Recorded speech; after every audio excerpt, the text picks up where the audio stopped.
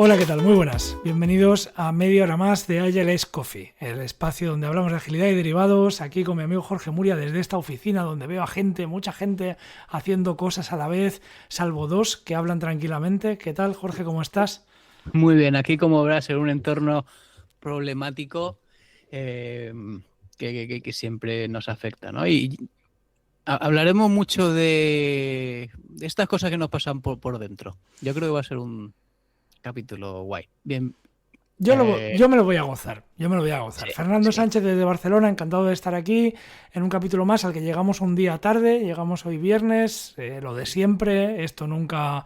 estamos haciendo el triple ya de dinero de lo que hacíamos con el podcast antes, ¿vale? O sea, nos estamos haciendo ricos y aún así ponemos nuestra vida antes. Perdón, pero tenía que decirlo. En cualquier caso, capítulo pues de los guays, de los que nuestra comunidad nos da ideas y resulta acabando en una pregunta súper interesante. Me he tomado la libertad, después de una sugerencia de Jorge, de titular en corto el capítulo como Los líderes y la psicología, para dejarlo así abierto, porque si no, no me cabe en el título de Twitch. Pero la pregunta que nos hace nuestra audiencia es: ¿deberíamos los agilistas estudiar psicología o ir al psicólogo? Que yo lo pondría como un IO. Las dos cosas. Es un no informático. Es un sí, es un no es un short, es un or, no un short. En Sí. cualquier caso, Jorge, los agilistas, la psicología, estudiar, ir, ¿esto cómo lo enlazas con el manifiesto? Para no perder la costumbre. Lo enlazo con individuos e interacciones sobre procesos y herramientas. Punto. Vale. Bueno, este te la tenía que haber. Antes te he dicho, vas a salir, pero te la tenía que haber adivinado. Sí, sí, sí, totalmente. Totalmente. Sí, la semana pasada me echaste la bronca porque daba mucha explicación, ahora solo lo digo y ya está. Ya Bueno, hablaremos más durante el capítulo. igual tenemos que encontrar un término medio, ¿eh? No hace falta irse al otro extremo de golpe.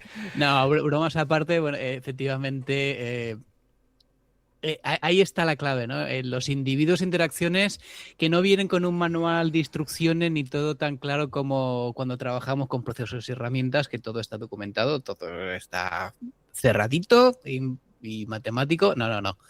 Personitas, no es lo mismo trabajar una cosa que con la otra. A mí me ha gustado mucho que salga este tema y os emplazamos a volver un puñado de capítulos atrás donde hablamos de salud mental en los equipos tecnológicos y trajimos a Merche Pasamontes, psicóloga clínica, psicóloga de verdad, con la que hablamos del tema. Entonces echad un vistazo más atrás y tendréis tema informado ahí.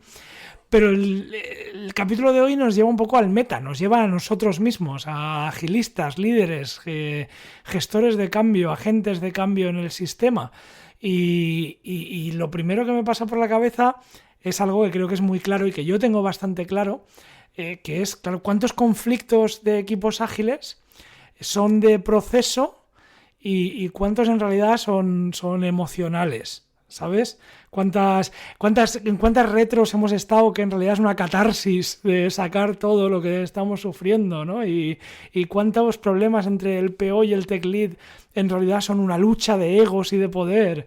Y ese Scrum Master que en pos de maximizar el trabajo del equipo en realidad está ahí evitando el conflicto porque no sabe cómo manejarlo, ¿no? Y al final todo eso es un sistema social.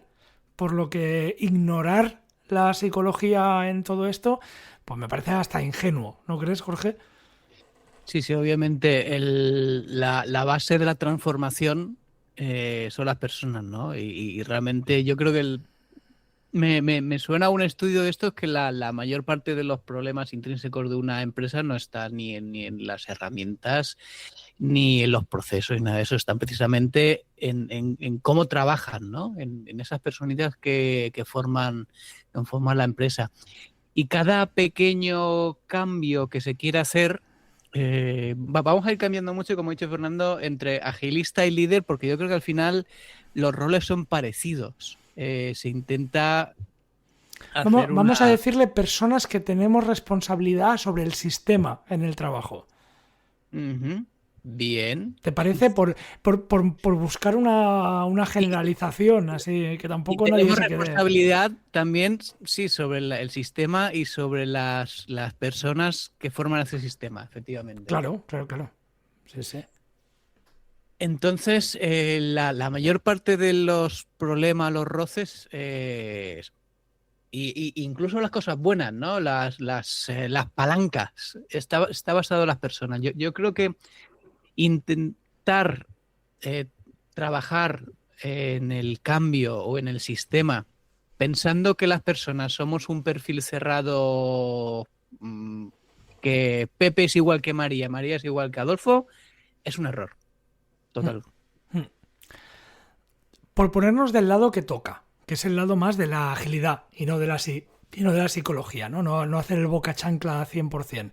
Lo que sí que es verdad es que hay varias razones por lo que queda muy claro que en agilidad la psicología importa, ¿no? Porque ahí tenemos el concepto de seguridad psicológica y tenemos el estudio que hizo Google hace ya años, el proyecto Aristóteles, que han quitado de internet, no sé muy bien por qué, que llegaba a la conclusión de que lo más importante para un equipo de alto rendimiento era la seguridad psicológica.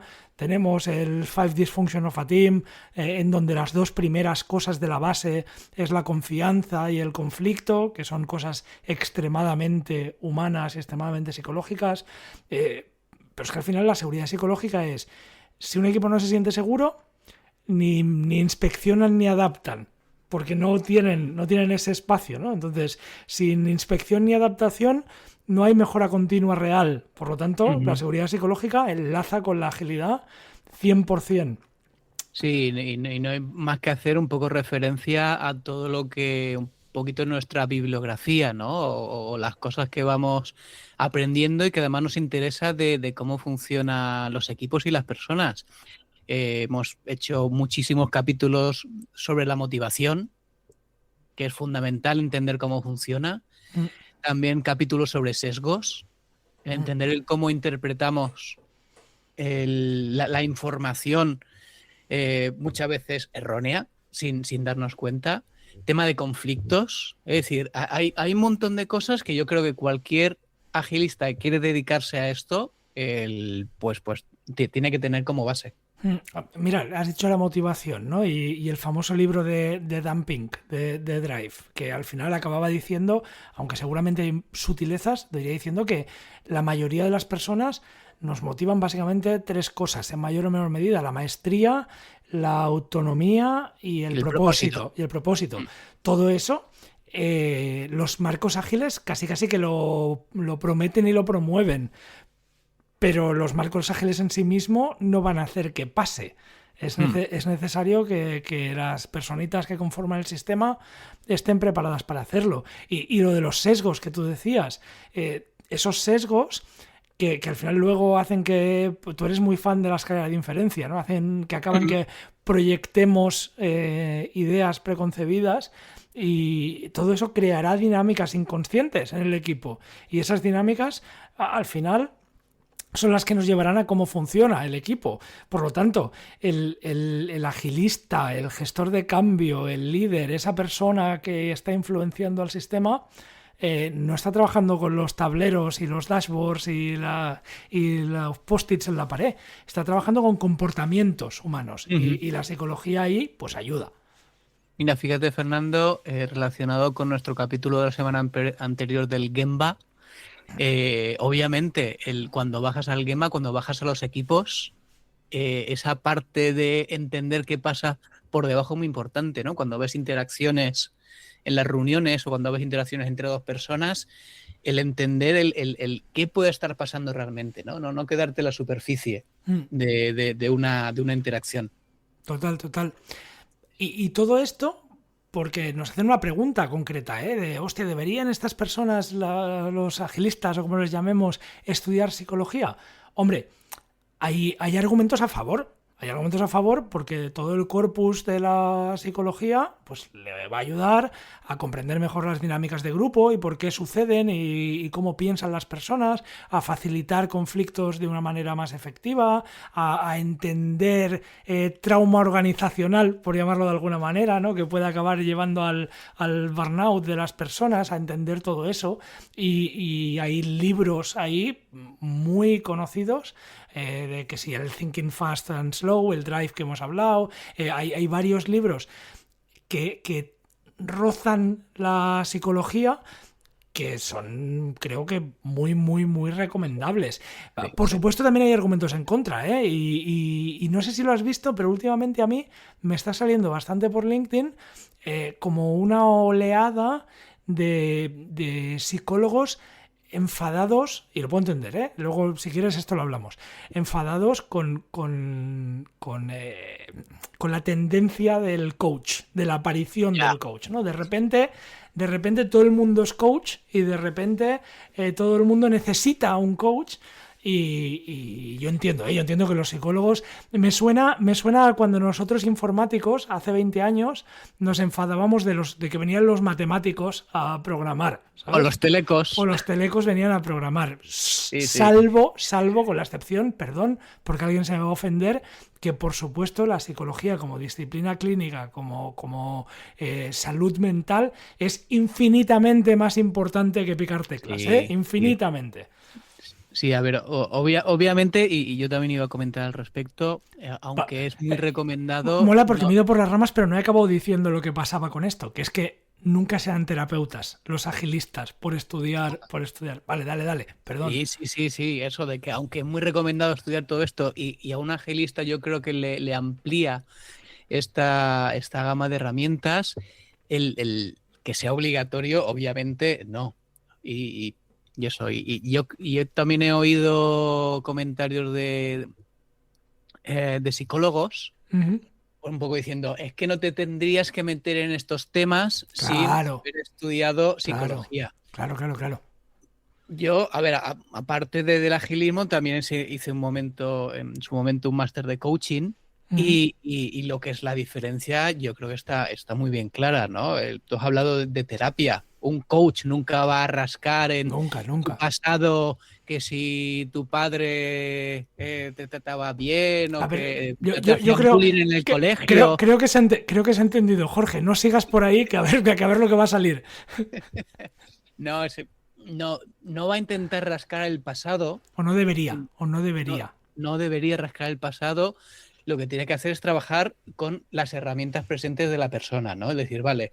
Y dirigiéndolo hacia un objetivo, y etcétera. Dirigir, enseñar, sobre todo enseñar esas capacidades que una persona no ve por sí mismo. Uh-huh. ¿No te das cuenta que tienes esto a tu favor? Sí, y mediante este tipo de mensajes ir guiando, pero nunca, obviamente, rascar el pasado. Sí. Eso, entramos en terapia y en psicología. Totalmente. Y que además, por dar un pelín más de argumentos en contra, si empezamos a que estas personas que están liderando gestores del cambio, bla, bla, bla, se meten mucho en la psicología, podemos irnos, mira, como tú antes con el manifiesto ágil, que te ibas al otro extremo y no decían nada, te puedes ir al otro extremo y si yo hace 10 minutos decía, es que muchos problemas no son de procesos, son de personas. Claro, podemos empezar a psicoanalizar el problema estructural y decir, no, es que este problema era del sistema, no era de personas, que también a ver los hilos, ¿sabes? Sí. Y se pueden ir al otro lado, que es peligroso, que se vayan al otro lado. Nos quedan 10 minutos, Fernando. Y hay que responder a otra pregunta. Claro. Yo creo que hemos respondido la pregunta de ¿deberían estudiar psicología? Hombre, pues está bien. Está bien, sabiendo los límites, entendiendo que no van a acabar ejerciendo de psicólogos, pero que les va a ayudar en el manejo de conflictos, de la motivación, de detectar el burnout. Hay toda una serie de cosas que son muy beneficiosas y que definitivamente son necesarias. Pero claro, ahora, ¿deberían ir al psicólogo? Hombre, a ver, ¿yo qué voy a decir? Yo he ido al psicólogo 5 veces en mi vida. Desde hace 20 y tantos años que he ido investigando en mí y aprendiendo de mí mismo. Yo no puedo más que recomendarlo. La salud mental, claro, cuando me rompí el hombro con la moto, eso era muy obvio. Se veía que estaba el brazo caído y la clavícula en una forma rara. Cuando el problema es de salud mental, eso no es tan visible. Entonces hay que cuidársela igual. Hay que cuidarse más, incluso más, ¿no? Ocurre muchas veces que el agilista, bueno, vamos a hablar del agilista o el Scrum Master Sí, sí. o incluso el líder. Uh-huh. Es la persona a la cual vas a contarle tus problemas, lo cual es un éxito de que, sí, sí. O sea, el agilista se convierte en un contenedor emocional de otros, en un cubo. Totalmente. Lo cual, por mí es un éxito porque se ha creado esa conexión, ¿no? Uh-huh. De que, bueno, alguien es capaz de acercarse a mí y contar estos problemas. ¿Qué pasa? Pues que todo esto se acaba absorbiendo muchas veces y hay que gestionarlo, ¿no? Si todo el mundo todo el día está recibiendo problemas de uno, que este tal, que este cual, nadie es inmune. Total. Y al final pues hay que procesarlo de alguna manera, dar el paso atrás, ponerse en posición meta, que es fácil de decir y a veces no es tan fácil de hacer, para poder ayudar. Y cuando llegue la hora de salida, poder cerrar el portátil tal cual y tener una vida saludable. Sí, y hay luego ciertas cosas que estaría bien que se trabajara esta gente. Porque, bueno, primero, aparte de eso, aparte de convertirse en un cubo de las emociones del resto, si están manejando conflictos, aunque sean capaces de manejar el conflicto desde el punto de vista del mediador y en un paso ajeno y demás, hombre, también hay fatiga con el conflicto. O sea, también hay un momento en que dices, hombre, sí, yo esto me lo miro con distancia y ayudo y sé que es de otros, pero eso también va ahí rascando, ¿no? Y todo esto es lo que se llama en psicología la transferencia y contratransferencia, que es me están proyectando a mí emociones, expectativas, patrones que vienen hacia mí y no responde a lo que está pasando, sino a lo que me voy cargando, por así decirlo, ¿no? Y luego tienes la contratransferencia, que es, o sea, se pueden montar ahí unas dinámicas pues muy dañinas, ¿no? El desarrollador que reacciona hostilmente al feedback del tech lead y dices, bueno, pero esto ¿por qué ha pasado? ¿No? Había ahí algo pasando. Luego el Scrum Master que viene a rescatar a ese equipo, ¿no? Como el salvador. Se pueden montar dinámicas muy, muy feas simplemente por no haberse trabajado un poco uno mismo. Sí. Y además ocurre que el trabajo de la transformación es muy intangible. Hay una cosa que necesita cualquiera que esté en ese trabajo, ya sea Scrum Master o líder de alguna manera, que es la resiliencia. ¿Por qué no es algo que llegas y haces tu poder Jedi? Aunque muchas personas piensan que tenemos un poder Jedi, no es llegar y decir, estáis transformados. Sí. Uf. Es mucho de pico y pala, mucha resiliencia, mucho de celebrar los pequeños éxitos y buscar otros caminos cuando las cosas fallen. Es decir, todo esto que ayudamos a otros, decir, sí, tienes que celebrar las pequeñas cosas, pues autoaplicárnoslo a nosotros mismos en el día a día. Sí, porque luego lo que puede pasar es que sin todo ese trabajo, por lo tanto, a ver, esto se suena muy rápido, ¿eh? Sí, deberíais ir al psicólogo todos y todas. Oyentes, echaros un vistazo a vuestras emociones, que siempre va bien.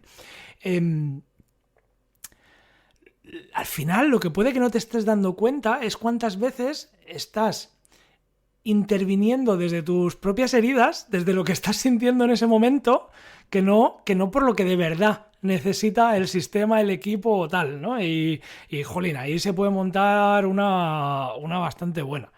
Sí. A veces que venimos del one-on-one con nuestro jefe directamente a hablar con un equipo, con alguien, y salen cosas que no deberían. O que eso que estás viendo en el equipo te hace despertar algo que tú viviste parecido en otro lado, que a lo mejor no lo es para nada, pero te lo hace despertar y de repente, clic, tu cerebro hace clic. Entonces, si decíamos hace un ratito que está muy bien que se tengan esas herramientas que nos aporta la psicología para el manejo de los equipos, de los conflictos, de las personalidades, de los sesgos, etcétera, etcétera, hombre, pues sí, hacer un trabajo propio para evitar la fatiga del conflicto, para la transferencia de emociones, el ser un cubo emocional del resto, para no caer en ser un salvador de otros.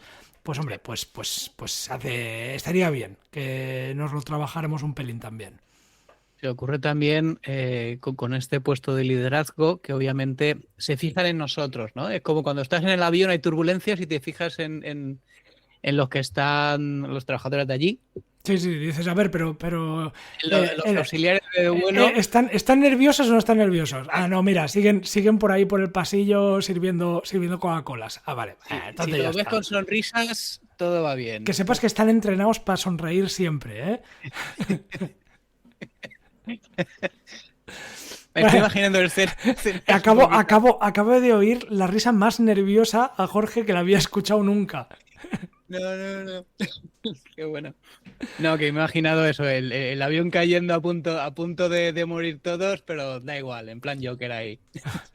No, pero sí que es verdad. Fíjate, mira, acabas de tocar un colectivo laboral, el de las personas auxiliares de vuelo, que reciben un montón de soporte psicológico, igual que bomberos y policía, porque son perfiles que están muy expuestos a las relaciones humanas. ¿Por qué nosotros no? Agilistas del mundo. Es curioso, ¿no? Y cuando las cosas van mal o raras, o hay conflictos, o hay miedos en una organización, pues efectivamente la gente nos mira, ¿no? La gente mira a estos roles. Y ahí hay dos opciones. No sé qué opinas tú, Fernando. Dale, no, quiero... dale. Dejarse llevar, lo cual... no sabemos cómo va a acabar la cosa. Dependerá de lo trabajado que estés. Sí. ¿Sí? O estoicamente, stiff upper lip, como dirían los británicos, y trabajar, aquí no ocurre nada, vamos a elaborar entre todos, vamos a ver los puntos a favor, puntos en contra, de forma lo más imparcial posible. ¿Hacia qué lado te irías tú? Es que otra vez me pones dos extremos y seguramente la virtud pues está en un punto intermedio. La verdad está en un punto intermedio. Nunca puedes dejar de ser tú mismo, ¿no? Es el típico chiste. Siempre sé tú mismo, a no ser que puedas ser Batman. Entonces sé Batman, ¿no? Pues siempre sé tú mismo. Seguramente está en un punto intermedio, que no es ni dejarte llevar y ¡hala, Dios, ya veremos! Vamos a quemar contenedores. Ni apretar el labio superior. Aquí apretamos otra cosa en español. Los ingleses aprietan el labio superior, aquí apretamos otra cosa.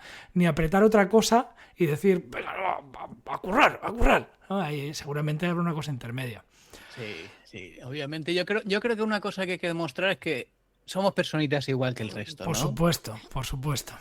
Y si algo nos afecta, pues ¿qué recomendaríamos nosotros? Pues mostrarlo desde una parte crítica, bueno, racional, iba a decir crítica, pero desde una parte racional e invitar, igual que nosotros hacemos, que cada uno diga, si hay que decir que esto es una mierda, pues efectivamente digamos todos que esto es una mierda. Luego vamos a diseccionar qué hay ahí detrás. Exacto. El gran riesgo es, de toda la conversación, creo que el gran riesgo es convertirse en la agilista terapeuta, ¿vale? Que es el que se cree que es un coach clínico que genera una dependencia ahí casi paciente-coach, que invade espacios personales.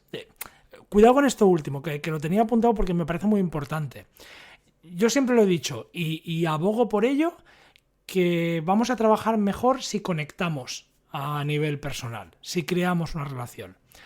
conectar a nivel personal no quiere decir invadir el espacio personal. No quiere decir que si una persona no está dispuesta a explicarte según qué cosas más suyas, que considera suyas, que no está dispuesta a abrirse de la manera que tú crees que debería abrirse, que tengas que iniciar ahí un psicoanálisis para intentar descubrir las razones de por qué no te cuenta qué va a hacer este fin de semana. Dices, no, pues no le apetece, punto. Túmate aquí, cierra los ojos y cuenta Sí. Vamos a relajar, de 1 a 10. Vamos a relajarnos y si no me quieres hablar de este fin de semana, piensa en aquel verano que pasaste de niño con tus padres. No, claro, hay ahí unos límites que nunca deberíamos traspasar, ¿no? Y que luego además te pueden hacer, en el riesgo del agilista terapeuta, te pueden hacer desviarte de toda una serie de problemas estructurales propios de los procesos y demás, que te desvíen la atención y te olvides de ellos, ¿no? Porque facilitar no es hacer terapia. Facilitar puede ser una cosa muy grande, facilitar al equipo, pero no es hacer terapia. Sí, también evaluar continuamente una cosa que decimos mucho, dónde podemos aplicar más valor. Hay veces que hay que bajar a la persona y realmente pues hay un tema ahí que hay que trabajar. Y hay veces pues que no, que tienes que irte a nivel de equipo, ¿no? No puedes bajar tan a ese nivel porque te come el tiempo. Y hablando de que te come el tiempo, nos quedan 4 minutillos para el final del capítulo. Por resumir, ¿está bien estudiar psicología? Sí, pero no necesitas ser psicólogo, ¿vale? Necesitas una cierta alfabetización emocional, voy a llamarle, ¿vale? Y luego hace falta también trabajo personal, por supuesto, de entenderse a uno mismo y de saber luego cómo procesar cosas emocionales que van a venir con el trabajo. Dicho esto, no teníamos muy claro qué recomendar hoy, ¿no, Jorge? Hay varias cosas. Obviamente, cuando hablamos pues de temas que tienen relación con la psicología y tal, hay muchos libros que hemos recomendado en muchos programas anteriores. Yo traigo uno y creo que tú también traes, Fernando. Sí, pero se me ha ocurrido otro por el camino, ¿eh? O sea que empieza y vamos hablando. Sí, a ver, el que iba a recomendar yo es Leadership and Self-Deception de Arbinger Institute. Aquí habla, pues eso, de que los retos que nos encontramos tanto a nivel profesional como después, muchas veces lo que ocurre cuando vamos a nivel de familia, porque es difícil, hay que hacerlo, pero muchas veces se traspasa, ¿no? Esa frontera de lo que los problemas del trabajo a la familia. Uh-huh. Lo bueno de este libro es que es una novela. A mí me gusta mucho cuando mediante una historia aprendes cosas. Sí. Bueno, porque es la manera en que los seres humanos hemos traspasado conocimiento de siempre, explicándonos historias. Lo tenemos en el proyecto Feni, lo tenemos en The Goal, ¿no? Son libros entretenidos y que al final dices... The Five Dysfunctions of a Team, de Lencioni, que lo hemos nombrado 50 veces, también es una historia a la mitad del libro. Esto igual, Leadership and Self-Deception, yo creo que cualquiera que tiene así un rol de liderazgo o que es importante para un equipo, debe echarle un ojo. Pues me mola. Y yo igual complementaría con cosas básicas que creo que ya todos conocemos, como la inteligencia emocional de Goleman, un clásico de entender las emociones, de Fearless Organization, la organización sin miedo, tengo la nota por aquí, de Amy Edmondson, que habla de la seguridad psicológica en las organizaciones, otro básico de cosas interesantes. Y luego tenía por ahí apuntado, que no lo he leído nunca, entonces no sé de qué va y soy un boca chancla total, pero que es de mis pendientes, es la teoría U, que es un libro de un alemán de Otto Scharmer, que habla de cómo hacer transformaciones efectivas en individuos, en organizaciones y en sociedades, y se mueve a través de un proceso, y es un proceso muy, muy humano, habla de abrir la voluntad, abrir el corazón, abrir la mente. Entonces eso es algo que tengo ahí en el background, que un día le tengo que echar un vistazo, pero que me salía como muy relacionado con el tema de hoy. Ok, que quizá podríamos incluso dedicar un capítulo a hablar de esto. Primero tendríamos que enterarnos bien de qué va. Sí, obviamente. Para hacer el boca chancla, pero no tanto. O buscar un experto de la teoría U. Podríamos también buscar un aspecto. Si estáis por ahí, alguien que sepa de la teoría U y nos quiera comentar, estamos muy abiertos. Tenemos también pendiente hacer un capítulo con los comentarios que recibimos del capítulo sobre Product Owners. Product owner inexistente o Sí, invisible. sí, ausente. Que nos Ausente. mandaron varias reacciones. Gracias de nuevo. Tenemos pendiente darle forma. No nos olvidamos. Jorge, 20 segundos. ¿Algo que te hierva en el pecho? No, que primero dar las gracias a Jareño por el tema, nuestro gran Topic Master. Siempre está ahí, siempre con alguna idea detrás de la oreja. Sí, sí, sí. No sé si esto es algo que realmente un dolorcillo aje que tenía él o le ha salido así. Siempre lo de Vicente siempre suena a algo que tiene en la cabeza. Sí, Sí, totalmente. verdad. Bueno, Jorge, muchísimas gracias por media hora más de Ayala is Coffee. A ti, Fernando. Y a todos nuestros oyentes, gracias, personitas a las que amamos por estar ahí. Volveremos a escucharnos la semana que viene, a CEOs del Discord. Y con esto y un bizcocho, pues hasta el jueves que viene. Adiós.